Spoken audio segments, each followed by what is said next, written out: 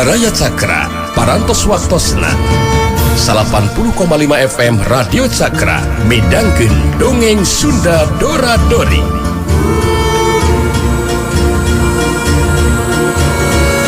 Simkuring sapara kanca ngahaturkeun wilujeng ngadangukeun.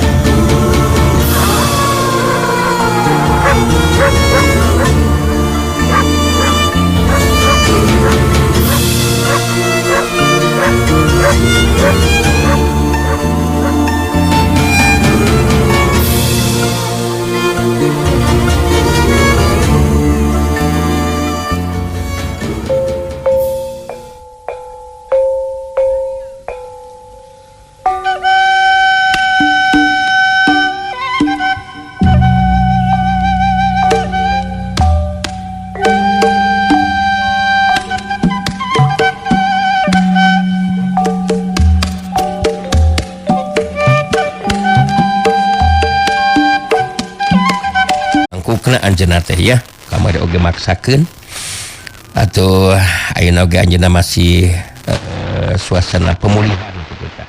Dinten enjing mudah-mudahan anjeunna tos tiasa ngintun deui naskah neraskeun Getih Iblis sarajengna ya. Atuh sapartosa Getih Iblis engke urang Bandungan kumaha terasanana sikeling bocah sakti Baraya Cakra ya. Baraya Cakra tos teu sabar hoyong enggal ngabandungan deui terasana si keling bocah sakti insyaallah ya insyaallah. Atau nama urang bagiakeun carita pondok dan judul Palagan Yuda Bubat. Masih hasil karya Punansi Kang Iyat R nyangakeun geber bray.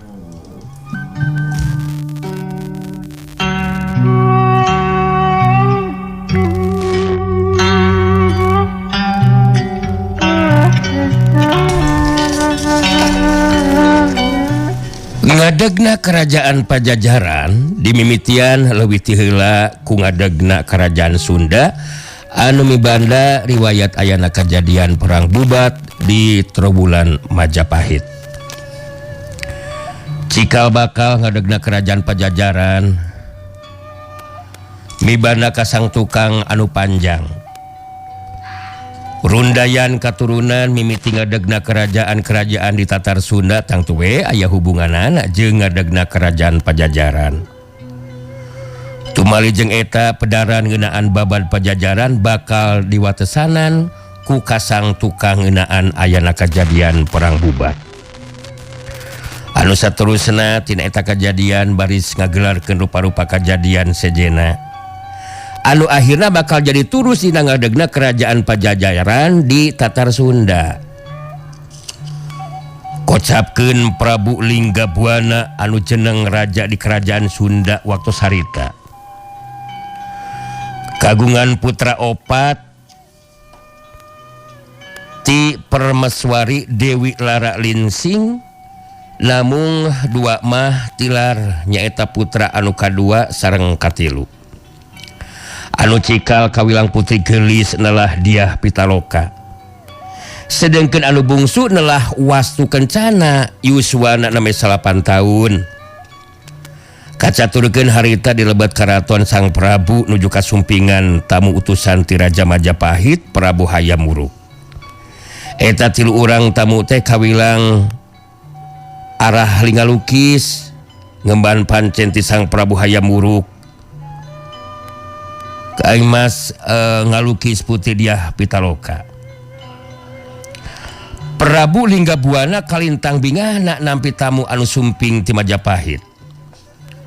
Jalaran hubungan antara kerajaan Sunda sareng Majapahit kaetang sae. Kitu teh mah da puguh anu naratas ngadegeun kerajaan Majapahit nyaeta Rakayan Wijaya atanapi Raden Wijaya masih kaetang sekeseler teureum ti luhur Sunda keneh nyaeta Dharma Siksa. Satutasna tilu urang tamu utusan ngajelaskeun maksud kadatanganana Sang Prabu teras ngalahir. Kaula ngarti kana caritan Andika tiluan. Pancen ti Prabu Hayam Wuruk teh kudu ngalukis anak kaula Diah Pitaloka. Kitu nate lantaran kayan putih kaula kawilang kakoncara kajana pria ngeunaan kagerisanana. Dawu timbalan Gusti. Cek tilu urang tamu utusan meh bareng. Taya bayana kaula mere idin ka Andika tiluan. Sabab hiji kahormatan ke diri kaula bisa narima utusan Raja Pahit. Sakuma dijelaskeun tadi ku Andika tiluan. Raja Pahit atau Raja Majapahit ngerasa panasaran kana kaya rupa jeung dedeg pangedeg putih kaula Diah Pitaloka. Salah seorang utusan terus cerita deui. Leres kitu kaula nun Gusti. Jisim abdi kantenan bingahna. Bagja tan wates wangena wireh Gusti Prabu ngawedian jisim abdi tiluan kanggo ngalukis Kangjeng Putri anu tos kakoncar kagelisanana. Tangtos Gusti Prabu hayam muruk oge bakal ngaros binga ari margi pamaksadana tiasa tinekanan. Prabu Linggabuana anu calgina kursi raja katinggal paromana hegar marahmai ngabagikeun paneuteup ka tilu urang tamuna teu lami teras ngalahir deui. Ta ayeuna mah geus teu kudu tumarumpang deui Andika tiluan. Putri kaula Diah Pitaloka rek sina datang ka dieu. Saterusna Andika tiluan bisa ngalaksanakeun pancen ti Raja Majapahit sakumaha mistina. Sang Prabu teras masihan parentah ka abdi karaton supados ngangkir linggih sang Putri Diah Pitaloka. Teu lami sang putri sumping diserangan ku dua urang emban. Saterasna sang Prabu ngajelaskeun pamaksadanana pangna putri diangkir linggih. Henteu kedah lami ngajelaskeun ingkang putra langsung ngartos kana dawuhan ramana. Putri Diah Pitaloka teras nyarios. Putra panjenengan ngartos pisan kana kasauran Kangjeng Rama neme. Moal badi baha sejang ringan kauranun. Ujaring carita Putri Diah Pitaloka teras dilukis ku tiluan. Anu saurang ngalukis ti belah gigir, anu saurang di bagian payuna, sedengkeun saurang deui bagian pangkerna. Tutas rengseng ngalaksanakeun pancen gawena. Tilu utusan Majapahit teh terus marulang deui ka Majapahit. Henteu kacatur di jalana juru lukis anu tiluan teh dugi ka karaton. Lukisan Putri Diah Pitaloka diuningakeun ka Prabu Hayam Wuruk. Lamina keran Prabu Hayam Wuruk nitenan lukisan. Narik napas panjang teras kedalisan. Tetel teu nyalahan waratan kajamparing tepi ka dieu teh geuningan. Putri Diah Pitaloka memang geulis lain kaulinan. Endah lain pupulasan. Hate kaula ngageter. Aya anu nembus kana mamaras hate. Ieu putri anu kaimpi-impi ku kaula sarta payus jadi permasi wari kaula. Dogu timbalan Gusti. Kasauran Gusti Prabu telepat. Katawi salira sareng putri ayu Diah Pitaloka henteu kinten urup cupu na kaula nuhun. Jisim abdi tiluan ngering rumojong upami teu mah pangarsa Gusti Prabu bade ngalamar sang putri. Ceuk salah saurang juru lukis ngebrehkeun sikap pamadegana. Prabu Hayam Wuruk dina dinten enjingna langsung badanten sareng Patih Gajah Mada. Kaetang Patih tanggelan di Majapahit anu tos ageng jasana dina nanjeurkeun ajen inajen. Ajen inajen kerajaan Majapahit. Prabu Hayam Wuruk negerakeun karep pamaksudanana sejami hareup Putri Diah Pitaloka ti kerajaan Sunda dijantenkeun permaswarina. Coba kumaha numbutkeun Paman Pati. Geunaan karep pamaksudan kaula anu sejak ngalamar Putri Diah Pitaloka pikeun dijadikeun permaswari. Patih Gajah Mada ngahulang sakedapan netep antep ka sang raja teras ngawalar. Karena pamaksudan putra Prabu ku paman kahartos, eta pamaksudan katang hak putra Prabu dina nangtoskeun pilihan. Namun saupamina katampi imah paman aya bade didugikeun ka putra Prabu, coba jelaskan kumaha saran atanapi tinimbangan ti sadira teh paman. Wemutan paman mah teu kinten saena. Upami putra Prabu bade ngalamar sang putri di Pitaloka. Namun demi ajen kawibawaan kerajaan Majapahit anu kakawasana meh kawangku satakar Nusantara, janten acara Jatuk Rami teh saena mah langsung di Majapahit we.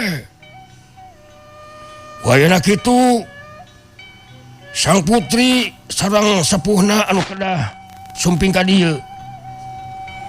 Prabu Hayam Wuruk ngahulang sakedapan semu kerung. Netep ka sang patih teu lami teras kedalisan.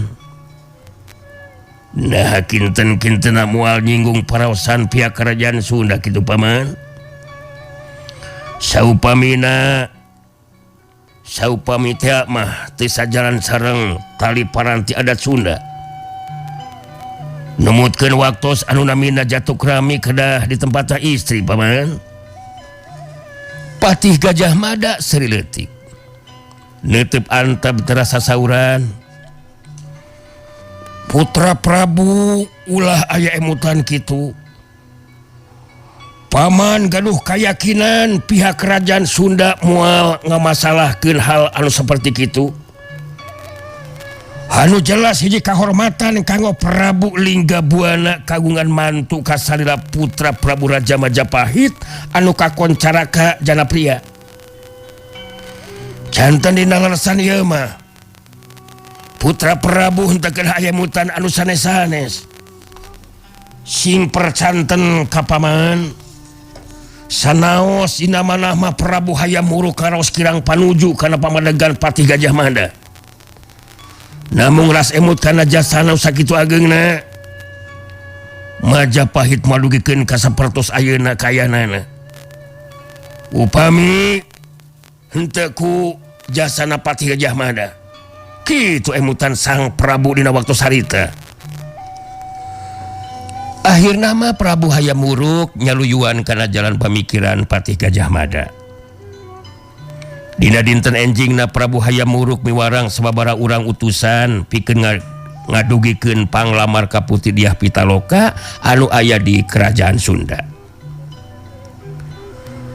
Ujaring carita Prabu Linggabuana teh teu kinten bingah sareng bagjana nampi panglamar ti Prabu Hayam Wuruk Raja Majapahit anu kakoncara. Sang Prabu malah tos henteu seueur deui tinimbangan kana usulan ti pihak Majapahit yen lumangsungna Jatuk Rami teh henteu di kerajaan Sunda namun di karaton Majapahit. Prabu Linggabuana lali kana tali paranti adat Sunda. Langsung masihan kaputusan rombongan ti kerajaan Sunda dina sababaraha dinten deui bakal miang ngajajabkeun Putri Diah Pitaloka ka Majapahit. Prabu Linggabuana ngadugikeun kasauran bari ngabagikeun paneuteup ka sababaraha urang utusan Prabu Hayam Wuruk anu ngadugikeun panglamar. Bagja kumanjangan kaula ngarasa reueus bungah lan bagja nerima panglamar ti Prabu Hayam Wuruk Raja Majapahit. Kulangkapna putri kaula ka Prabu Hayam Wuruk tangtu bakal leuwih ngantepkeun hubungan tali kaduluran di antara kerajaan Sunda jeung kerajaan Majapahit. Anu mata kaula geus moal make kudu loba tinimbangan. Naon rupa nu diusulkeun sangkan putri kaula dibawa ka Majapahit. Tinang tu bakal dicumponan sakoma mistina. Salah seorang di antara utusan terus cumarita ditujukan ke Prabu Linggabuana. Dawuh timalan kaulanu wayah dalam ngaturkeun nuhun kana panampian panglamar ti Kangjeng Prabu Hayam Wuruk anu parantos ditampi kalayan daria. Kalia ti eta name Sang Prabu nyaurkeun Putri Ayu Diah Pitaloka oge baris diringkeun ka Majapahit. Sakumaha anu dipiharep ku Sang Nalendra Prabu Hayam Wuruk. Jantan upami kitu matos beres pancen ti wayah dalem dina waktos ayeuna. Bener. Tepung lawung dina waktu ayeuna geus cukup. Tapikeun salam ti kaula Raja Antika di Majapahit. Dina waktu sababaraha poe deui rombongan ti kerajaan Sunatang tu bakal datang ka puseur dayeuh Majapahit. Tutas ngerasa cukup menang jawaban tur kapasian ti Prabu Linggabuana. Para utusan Prabu Hayam Wuruk terus pamitan marulang. Prabu Linggabuana ngajakan cumarios ka ingkang Putra Diah Pitaloka. Satutas para utusan ti Majapahit alulur mulang. Gelis Diah Pitaloka anak ama. Hidup bakal pinarengan kabagjaan sabab baris jadi permaiswari Hayam Wuruk Raja Majapahit. Majapahit kawilang kerajaan anu wilayah kakawasanana meh kawangku satatar Nusantara. Eta kanyataan tang tube jadi mawa kareueus ke diri ama oge. Nurupi anu disageurkeun ku ama henteu lepat ama. Dalasana wayah pangcenengan oge tos selami nyida merasa hormat. Sareng mikareueus kana wijaksanaan Kakang Hayam Wuruk. Dina ngeuyeuk dayeuh ngulah nagri di Majapahit kaulanun. Bener gitu dia. Anu mata keur ama geus moal leuwih ditinimbangan. Urang bakal miang dina jumlah rombongan anu cukup loba. Muga-muga we sing lungsur langsar dina waktuna engke urang lumampa. Dawuh tinimbalan ama. Dupi lampah anu saurang teh bade kumaha engke teh ama? Kana perahu layar miang ti palabuhan Mertasinga. Disorang ngagunakeun jalan darat mah bakal lila temenan. Karunya ka calon mantu ama anu nungguan. Dina mangsana rembagan nangtoskeun rombongan anu bakal ngiringkeun Sang Putri sareng Sang Prabu. Di antara aya sababaraha urang pangagung anu kirang panuju atawa henteu satuju kana kawijaksanaan Sang Raja. Miang ka Majapahit ngiringkeun Putri Diah Pitaloka anu bakal janten permaiswari Prabu Hayam Wuruk. Tapi rasa kate panujuan teh taya anu wasa nemrakeunana. Ingi Sang Prabu janten bendu. Luyu sareng katangtosan ngeunaan waktu pikeun lumaku. Dina mangsana rombongan lumampah jumlahna puluhan jalma. Para gegeden anu ngiring kana rombongan di antarana bae rakean tumanggung larang ageng, rakean mantri sohan, yuwa mantri gepong lokong atau gepong lolong, Sang Panji Melong Sakti, Kipang Hulu Sura, rakean Rangga Kaweni, rakean Senapati Yuda Sutrajali, Katut Anuliana. Para emban ketujuh rias nyarengan Putri Diah Pitaloka calon pangantin istri. Lampah anu disorang teh make jalan laut ngagunakeun parahu layar. Pamiangan teh ti pelabuhan Mertasinga Cirebon terus laju kawetan. Henteu kacatur dina nyurang lampahna. Ceuk ujaring carita rombongan anu ngiringkeun calon panganten istri teh teras leureuh di puseur dayeuh alun-alun bubat. ngadamel sababar hakemah pikeun tempat leureunna. Salajengna Sang Prabu ngutus Ki Panghulusura kanggo nepangan ka Prabu Hayam Wuruk. Unjuk uninga yen rombongan ti kerajaan Sunda ngeringkeun calon panganten istri tos dugi ka alun-alun Bubat. Nu ngabagiakeun Ki Panghulusutra tetela Patih Gajah Mada. Kawilang harandag oge keur Ki Panghulusura sabab henteu bisa langsung tepung sareng Prabu Hayam Wuruk. Tuta silih bagiakeun sarta ngawanohkeun diri. Ki Panghulusura ngajelaskeun maksud kadatanganana dina waktu harita. Bagjatina menan. Kula dikeresakeun pendak dina waktos ayeuna sareng Patih Gajah Mada anu kasohor. Kakoncara kajana pria. Sanaos ari kahoyong matiasa papendak sareng Sang Nalendra Prabu Hayam Wuruk. Patih Gajah Mada neuteub seukeut ka Ki Panghulusura terus kedalisan. Kaula geus meunang mana ti Sang Prabu Hayam Wuruk pikeun narima kadatangan Andika dina waktu ayeuna. Coba jelaskeun aya naon Ki Panghulu? Kawilang rada teu panuju oge Ki Panghulusura kana sikepna Patih Gajah Mada anu kawilang rada sinis. Pasemona henteu dariasa kumaha mistina. Tapi Ki Panghulusura kawilang tos asak pangalaman. Kalatih dina jeung hareupan rupa-rupa ules watek jalma dina mangsana paguneman. Ki Panghulusura terus sumarita. Kangjeng Patih, mugi kauninga ku sarira panjenengan. Rombongan ti kerajaan Sunda anu ngiringkeun putri Ayuh Dyah Pitaloka ayeuna parantos dugi samalih nuju istirahat kadamel kemah daun alun Bubat. Tumali sareng eta Prabu Linggah Buana Raja Sunda miharep supados Prabu Hayam Wuruk tiasa mapagangjeng putri ka alun-alun Bubat. Patih Gajah Mada neuteub atawa neuteupna beuki seukeut. Malah paromana tambah matak teu pikabetaheun anu ningali. Ki Panghulu, dina ieu kasempatan kaula naleskeun.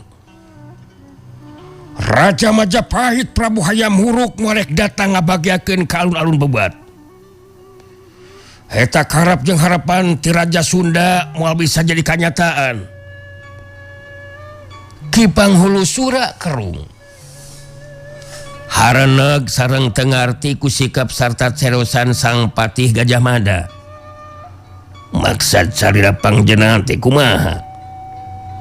Masih tacan kahar tos ku diri kula mah ieu teh.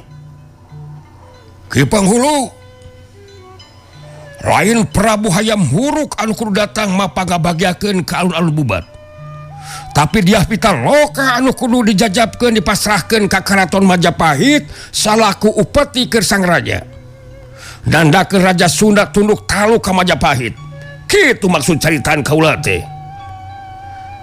Tandasna keran sikap caritaan Patih Gajah Mada waktu harita.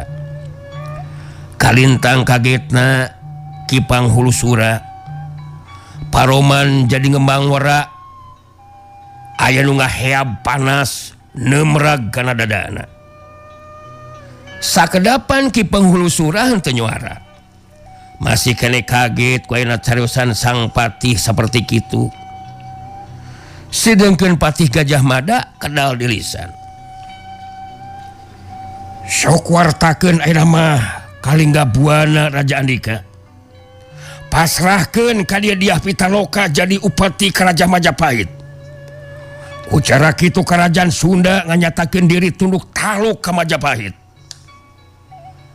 Ki Panghulusura meh bae luncat naragal narajang ka Patih Gajah Mada.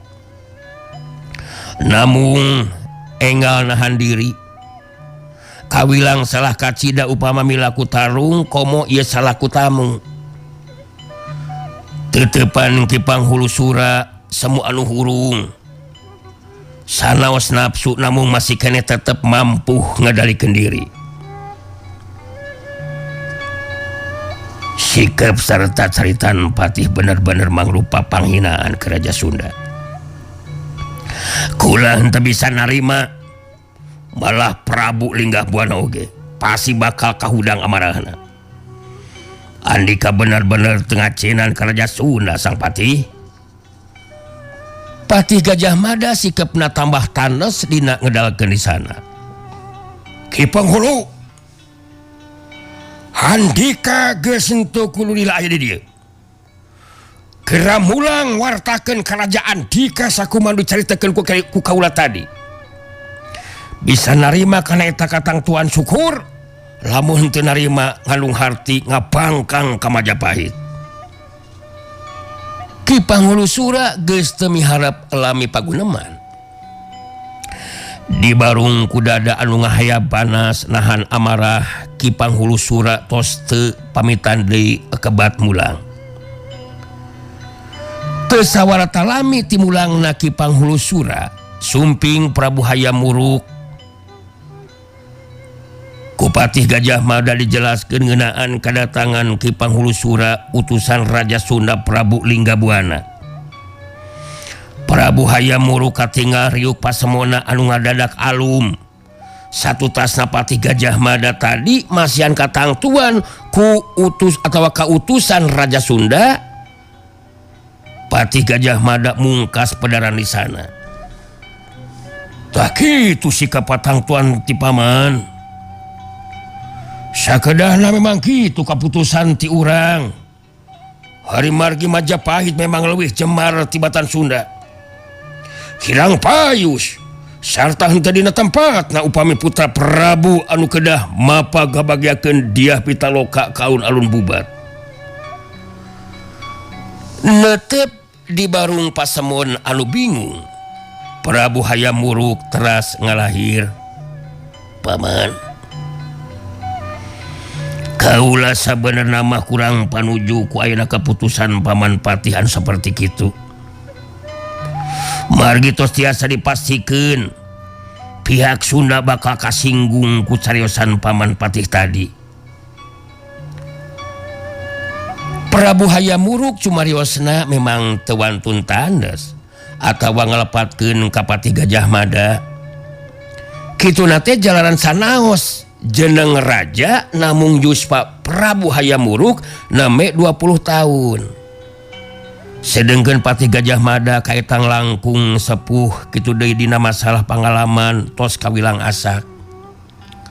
Malah langkungna ti eta Prabu Hayam Wuruk henteu wantun upami kedah mungpa ngabangkang karena sikap sareng kaputusanana. Patih Gajah Mada netep antep ka Prabu Hayam Wuruk bari teras kedah dirisan. Putra Prabu henteu kedah bingung. Kaputusan paman demi kajembaran sarta komarana Majapahit. Tumali sareng eta upami teh mah ku ayeuna keputusan ti paman tadi. Tetela bakal aya tindakan ti pihak Sunda. Mangka paman anu bakal tanggung jawab pikeun ngukulanana. Upami kitu mah nyangakeun bae kumasaena. Kaula moal ngahalangan kanan rupa anu tos diputuskeun ku Paman Patih. Namun harapan mah mudah-mudahan bae ulah aya tindakan anu teu dipiharep ti pihak Sunda. Terang, cekedah mang-mang salampang. Paman anu bakal ngabereskeunana. Sing percanten ka paman, moal aya kanjantana naon-naon.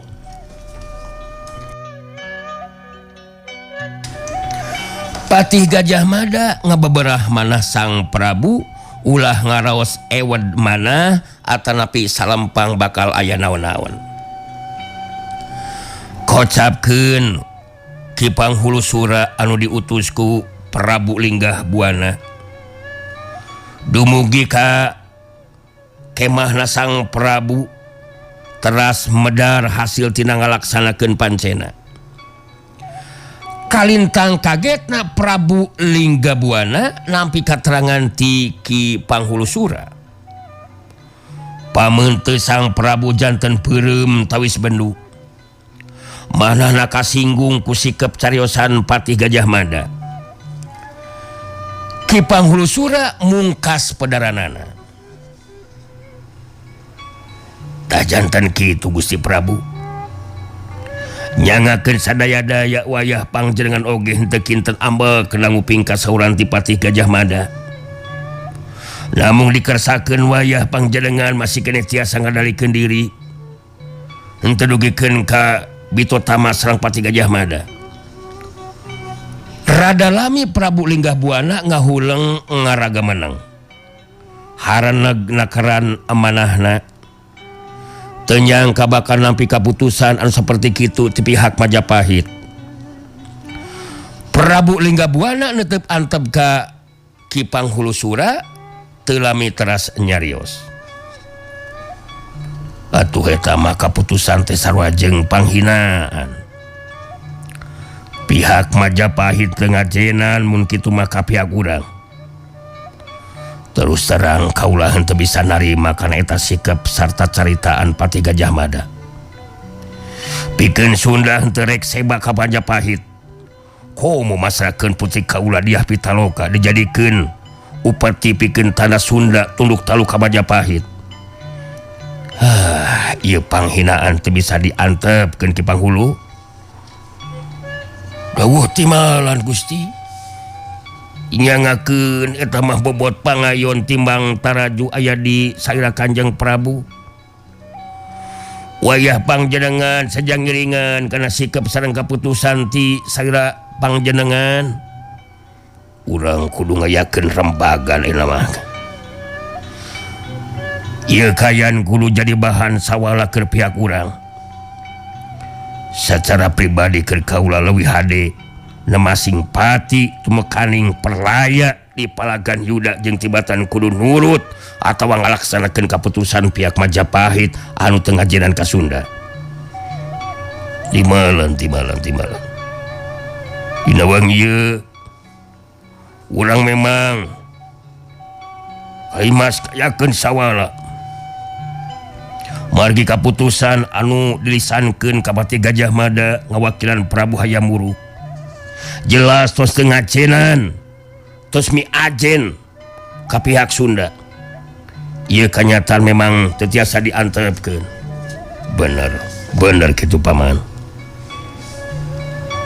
Anu matak wartakeun kanu sejen ayeuna kene. Ayeuna kene urang ngayakeun rembagan. Ulah henteu kudu sentar sapeda ayeuna aya di puseur dayeuh Majapahit. Sasat lain tempat urang. Sunda kudu mampu nanjarkeun ajen dirina. Prabu Linggah Buana tos henteu ngalamikeun deui. Harita teras ngayakeun rembagan sareng para inohong atanapi jalama parenting anu ngiring kana rombongan. Dina rembagan satu tasna ku Prabu Linggah Buana dijelaskeun ngeunaan kaputusan ti pihak Majapahit. Nu sami yang ngiring rembagan pada mibanda sikep pamadegan anu sami. Kaputusan Majapahit mangrupa panghinaan ka pihak Sunda. Sang Panji Melong Sakti kaetang tos teu sabar hoyong ngalakukeun tindakan. Harita negrakeun sikep pamadeganana ka Sang Prabu Linggah Buana. Pangapunten Gusti Prabu. Pihak Majapahit upami kitu matos henteu miajen ka pihak urang. Ajen inajen wawanen sareng wawesan. Wawasen Sunda sami sareng diidak dileyak. Ieu panghinaan henteu tiasa diantepkeun. Sunda kalimas ngalakukeun tindakan.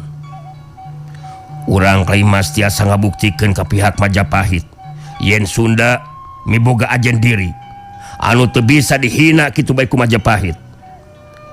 Anu sanesna sami ngarojong kana sikap pamadegan Sang Panji Melong Sakti. Prabu Linggah Buana ngabagikeun paneutepna kanu ngiring rembagan teu lami teras kedal dirisan. Sikap pamadegan kaula taya benar jeung Andrandika.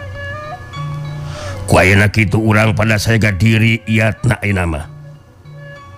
Urang buktikeun ka Majapahit Ajen jeung wawanen sarta wawasen Sunda. Paribasana kudu banjir getih dia bubat anu bakal jadi palagan Yuda mangka keur kaula Tayabayana. Logu timalan yakseni Gusti, yakseni. Nu ngiring rembagan ngawalar saur Manuk.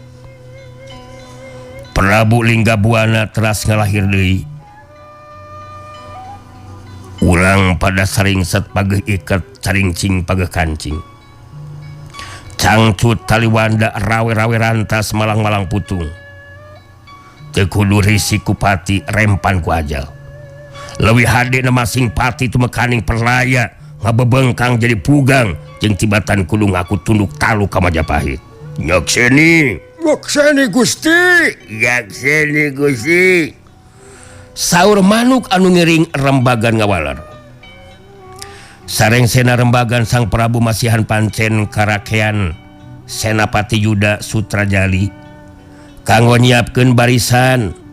Salajengna Sang Prabu ngajak paguneman ka ingkang putra Diah Pitaloka tumali serangkaian anu luden geusan di waktu sarita. Katingali paroman putri Ayu Diah Pitaloka alumuyung. Manahna teu kinten sedih margi bet tebih tina sangkian. Anu diimplang kabagjaan namung dina kanyataanna bet kalah ka huru-hara anu bakal tumiba. Prabu Linggabuana tiasa surti karena kayaan manah sareng emutan ingkang putra. Bari narik napas panjang Sang Prabu teras ngalahir. Gelis anak ama. Kenyataan anu lumaku dina waktu ayeuna memang di luar dugaan urang. Amat teu nyangka baris pinanggih jeung kejadian anu saperti kieu. Putri Ayu Diah Pitaloka neuteup ingkang Rama teras ngawalar. Abdi oge henteu nyangki ama. Nanging sakumaha nu parantos disaurkeun ku Saira ama dina waktu tadi. Sawala memang kitu kedahna. Sunda tetiasa dihina kitu bae. Dalasanos abdi pangawak istri. Tetap kedah nanjarkeun ajen wawanen sareng wawasen Sunda. Sang Prabu nalang samanahna. Namun kitu teh henteu lami. Sang Prabu kalimas jejem panceg dina sikeun pamadegan sejamapak Yuda ngayunan kakuatan Majapahit anu bakal datang ngagempur. Diah Pitaloka anak ama. Syukur mun hidup boga sikep pamadegan saperti kitu. Urang memang kudu nanjarkeun ajen inajen Sunda. Urang warek mundur sasiku ngejat satapak ti palagan Yuda demi ajen dari Sunda. Dawuh timalan ama. Abdi reueus sareng bagja ari margi ama jejem panceg. Henteu galideur dina mayunan ieu kaayaan ama. Abdi tos nekadkeun dina hate. Langkung sae labuh pati nemahan pati. Tibatan kedah diboyong dijantankeun upeti ama. Reueus sareng sedih manah Sang Prabu dina waktu sarita. Namung Sang Prabu henteu teras balabuh dina bangbalu. Kedah tetep kuden dina ngayonan kakuatan lawan. Bagja kumanjangan gelis. Ama ngarasa bagja sabab hidup sanajan putri tapi mibanda sumanget serta ajen diri. Nilai karena jumlah kekuatan pihak Majapahit anu bakal ngagempur. Memang kawilang henteu saimbang gelis. Tapi urang henteu kudu mangmang salampang. Leuwih hade ngababatang jadi pugang di medan perang jeung tibatan kudu tunduk talu ka Majapahit. Tekad sareng semangat ama sami sareng abdi ama. Bade kusaha deui ditanyakeun anak ajen wawanen sareng wawasen Sunda. Upami sanes ku urang teu Sunda ama. Ieu kanyataan memang kalintang abotna. Nanging urang memang kedah nampi kana ieu kanyataan anu baris karandapan ama. Putri Ayu Diah Pitaloka teu kinten teu neuleungna. mungguh di nama-nama Prabu Lingga Buana ngaraos ngangres namun eta paraosan disumputkeun ku pamulu anu tetap teger tengah raos lumangsungna rembagan terlepas tina perhatian telik sandi anu dibere pancen ku Patih Gajah Mada pikeun nyilidi kenaan kaayaan di pihak rombongan kerajaan Sunda. Telik sandi langsung wawarta ka Patih Gajah Mada ngeunaan waktosna seker. Luki kareng saya keun lah tersawiosnya ieu mah panjelang da enjing mah rupina dori bade neraskeun hanca nu katunda dina judul Getih Iblis nuhun kana perhatosanana sakali deui nedasiah punten anu kasuhun boh dori boh karyat boh keluarga besar Cakra FM terutama Barat Cakra painten teh sakade oge anu hanyalu aduh cenah abdi teh hoyong ngupingkeun terasan Getih Iblis Sukamari mun hapunten pan tadi tos jelaskeun sababaraha kali atuh balik Kang Yat namaskeun teh damang janten dina dinten ieu teu tiasa ngintun terasanana Getih Iblis kitu nya atuh mudah-mudahan dina dinten enjing mah lancar sakumaha biasa sakitu tiasa kasangakeun ampun para nu disuhun weninggalih nu meninggalih anu dipamrih. Wassalamualaikum warahmatullahi wabarakatuh. Geber bray.